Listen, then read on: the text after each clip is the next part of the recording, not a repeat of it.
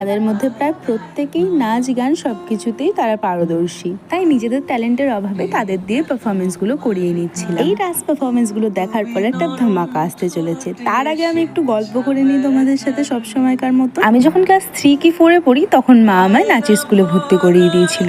এরপর প্রায় 6-7 পর্যন্ত আমি ডান্সটা কন্টিনিউও করি। পরবর্তীতে বেশ কিছু ফ্যামিলি ইস্যুসের কারণে ডান্সটা আমাকে ছেড়ে দিতে হয়েছিল। যে সময় আমার মনে বেশ মন খারাপের সাথে সাথে যেটা ছিল সেটা হচ্ছে বেশ অনেকটা রাগ, যার জন্য তারপরে আমি মনস্থও করে নিয়েছিলাম যে এরপর আমি আর কখনোই ডান্স করব না। তবে সেই কথাটা রাখতে পারিনি। 2-3 বার স্কুল ফাংশনে মার জোরাজোরিতে ডান্সটা দিতেই হয়েছে। তবে ক্লাস 9-এর রবীন্দ্র জয়ন্তীর পর এই ডান্সের সাথে আমার কোনো যোগাযোগই ছিল না, না কোনো ফ্যামিলি ফাংশনে আর নাই বা কোনো স্কুল কলেজ প্রোগ্রামে। তবে জানি না কি করে সুইটির বিয়ে ঠিক হওয়ার পর থেকেই এই ডান্সের প্রতি আমার আবার যেন একটা ভালোবাসা কাজ করতে শুরু করে। তাই ভাবলাম পুরোনো ব্যাপারগুলোকে ভুলে থাকাই বেশি ভালো না, এই পুরোনো স্মৃতিগুলোকে ভুলে জীবনটাকে আবার নতুন করে শুরু করতে চাইলাম। তবে ওই একটা প্রচেষ্টা মাত্র। আর এইবারে আমার বন্ধু বান্ধবরা মিলে আমরা প্ল্যান করি, পারি না পারি সবাই হাসুক যাই করুক, ডান্সটা এবার আমরা ফেয়ারওয়েলে দেবো।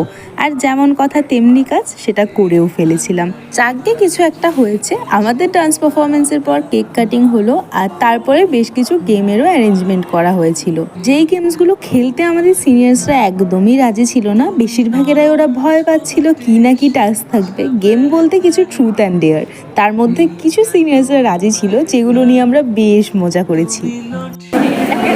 কেমন লাগলো?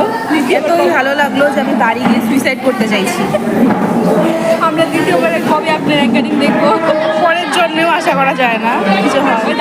হ্যাঁ ঠিকই শুনেছো। সেই দিনের এক্সপিরিয়েন্সটা আমার এতটাই বাজে ছিল, আমি রীতিমতো ক্লান্ত হয়ে গেছিলাম। প্রথমবার করছি, নার্ভাস ছিলাম, তার পাশাপাশি তোতলে যাচ্ছিলাম। কি যে হচ্ছিল ভগবান জানে। সে যাই হোক, এরপর না আমরা বিভিন্ন ধরনের টাস্ক, গেম এসবের ব্যবস্থা করেছিলাম। আর তার পাশাপাশি কিন্তু ফ্যাশন শো ছিল। কিন্তু ওরা মানে আমাদের সিনিয়র্সরা, ওরা এইসব খেলতে একেবারে ইন্টারেস্টেড ছিল না। আর কাউকে দিয়ে তো জোর করে কখনো কিছু করানো যায় না, সেই সব গেমস আমরা স্কিপই করে দিয়েছিলাম। যার জন্য আমাদের একটু মন খারাপ হয়েছিল। আর আমাদের ম্যাডামের হয়েছিল মাথা গরম। এমনিতে আমাদের ম্যাডাম ভীষণ সুইট, তবে ওনার এত মুড সুইং সং, মানে মাঝে মাঝে বুঝতেই পারি না উনি কখন হ্যাপি আছে এবং কখন রেগে আছে।